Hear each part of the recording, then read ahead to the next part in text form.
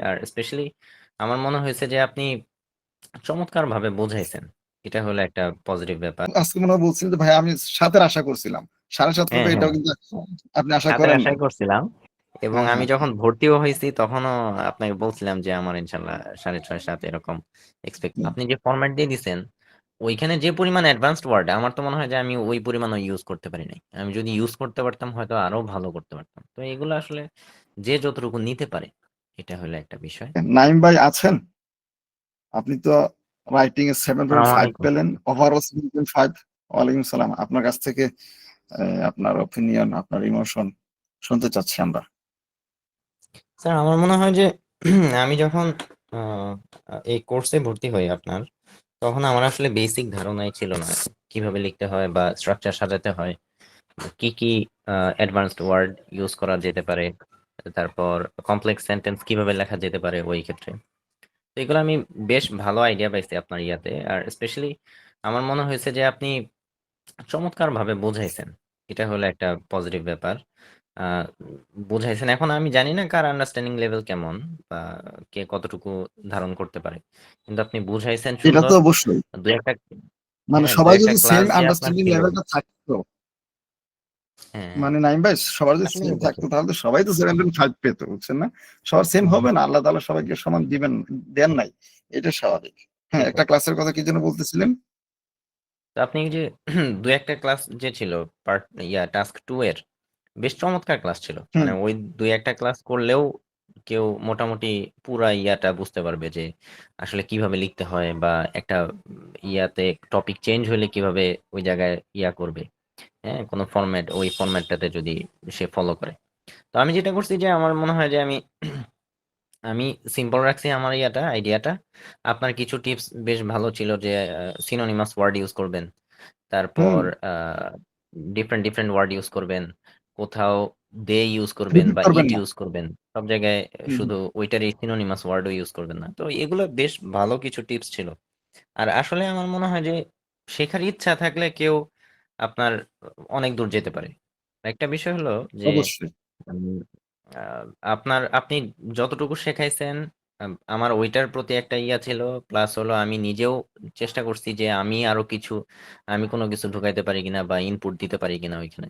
তো আমি ওইভাবে মডারেশন করার চেষ্টা করছি। হ্যাঁ, তো আমার বেশ সময় ছিল। আমি অগাস্টে ইয়া করছি মনে হয়, কোর্স করছি। তো তারপরেও আমার ১ ১.৫ ২ মাস সময় ছিল। তো আমি ওই টাইমটাতে রাইটিং এ খুব বেশি সময় দিই নাই, কিন্তু তারপরও আমি যখন বসছি তখন আপনারটা কিছুটা দেখছি, আমার নিজের মতো সাজাইছি। তো এইভাবে আমি ডেভেলপ করছি। তো আমার মনে হয় যে মানে সাফিসিয়েন্ট অ্যামাউন্ট অফ টাইম থাকলে, তারপর কেউ যদি চেষ্টা করে, ইচ্ছা শক্তি থাকে, আমার মনে হয় যে ইনশাল্লাহ ভালো করতে পারবে। আর অবশ্যই। আপনি যে ফরম্যাট দিয়ে দিছেন, ওইখানে যে পরিমাণ অ্যাডভান্সড ওয়ার্ড আমার তো মনে হয় যে আমি ওই পরিমাণও ইউজ করতে পারি নাই। আমি যদি ইউজ করতে পারতাম হয়তো আরো ভালো করতে পারতাম। তো এগুলো আসলে যে যতটুকু নিতে পারে, এটা হলো একটা বিষয়।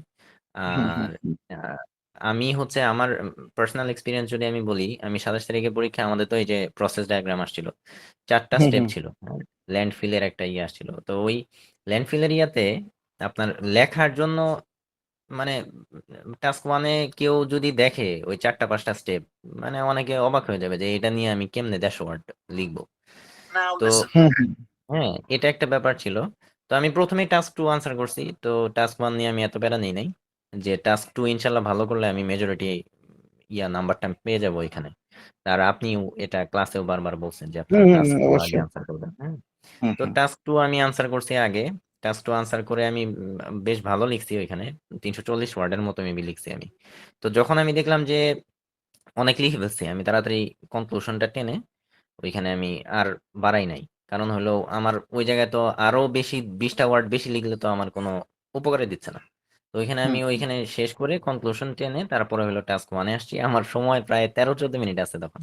তারপরে মনে আচ্ছা। হয় আমি টোটাল মনে হয় ১২ ১৩ মিনিটে আমি টাস্ক 1টা লিখছি এবং টাস্ক 1 এ খুব তাড়াহুড়াই লেগে গেছিল আমার। এবং আমার মনে হয় যে কোন রকমে আমি ১৫০ ওয়ার্ড লিখতে পারছি।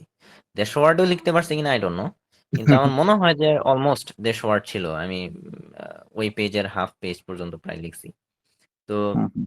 এটা একটা বিষয় আমার রাইটিং দিয়ে আমার শুধু মানে স্যাটিসফ্যাকশন ছিল না টাস্ক 1 এ যে আমি টাস্ক 1 হয়তো পুরাটা লিখতে পারি নাই বা আরো বেশি লিখতে পারতাম, ভালো লিখতে পারতাম। তো স্কোর কমায় দিবে কিনা এটার কারণে, হ্যাঁ? হ্যাঁ, হ্যাঁ, হ্যাঁ, এটা একটা ভয় ছিল। কিন্তু আমি তারপরে বিশ্বাস রাখছি যে আপনি ওই যে বলছিলেন যে ইনশাল্লাহ ইয়াতে মেজরিটি নাম্বার থাকবে হলো ইয়াতে 2 তে। তো হ্যাঁ, ওইটাই অবশ্যই। ইনশাল্লাহ ম্যাটার করবে, হ্যাঁ।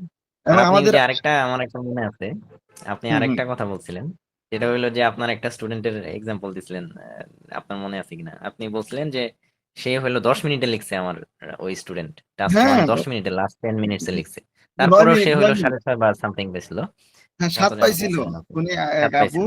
তো ৭ পাইছিল। আমার হ্যাঁ। মনে হয় যে আসলে ওই ফোকাস লেভেলটা আসলে টাস্ক 1 এর দিকে এতটা না দিয়ে টাস্ক 2 যদি চমৎকার লেখা হয়, ভালোভাবে রিভাইজ দিয়ে যদি সে চমৎকার লিখতে পারে, আমার মনে হয় যে টাস্ক 1 সে কোন রকম খালি শেষ করতে পারলে, পুরোটা লিখতে হয়ে পারলে যায়। ইনশাল্লাহ 7 ইজিলি পেয়ে যাবে। হুম, হুম, হুম, আমার হুম, মনে হয় হুম। এই। আর হলো ওই যে 9 দিয়ে হ্যাঁ, কমপ্লেক্স সেন্টেন্স স্ট্রাকচার এগুলা যেগুলো আপনি শিখাইছেন বেশ চমৎকার ছিল। এগুলো আসলে কেউ যদি ওই জায়গায় অ্যাপ্লাই করতে পারে মানে আর এগুলো ছাড়া যদি হয় ওয়েট, না, সোজা কথা, বুঝছেন হ্যাঁ, না? হ্যাঁ, সোজা কথা এটাই, রাইট। হুম, আপনি যদি কমপ্লেক্স স্ট্রাকচার না ইউজ করেন, সেন্টেন্স না ইউজ করেন, তাহলে ওইখানে সম্ভবই না যে আপনি 7 পাবেন। এটা হুম, ইম্পসিবল। 7.5। তো আপনি তো আলহামদুলিল্লাহ, আপনি আজকে মনে হয় বলছিলেন যে ভাই আমি ৭ এর আশা করছিলাম। ৭.৫ হ্যাঁ, করবে হ্যাঁ, এটাও কিন্তু আপনি আশা 7 এর করেন আশাই নাই। করছিলাম।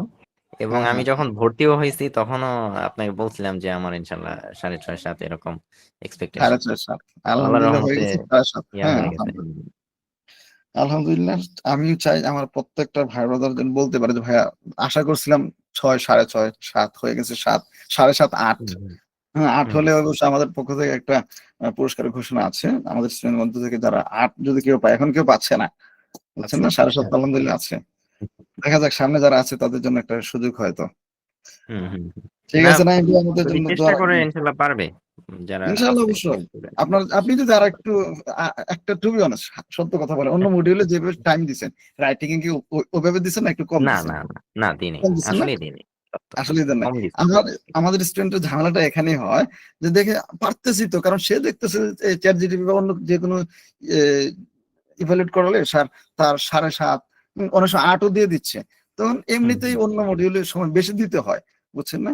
কিন্তু হুম, কেউ হুম। যদি সমানভাবে দেয়, আমার বিশ্বাস ইনশাআল্লাহ ৮ আমরা অচিরে হিট করব। হ্যাঁ, ইনশাল্লাহ হবে, হবে আশা করি। ঠিক আছে নাঈম ভাই, আপনার জন্য আচ্ছা, অনেক দোয়া করবেন ভাই। শুভকামনা। অনেক বড় হবেন, ভালো করবেন ইনশাআল্লাহ।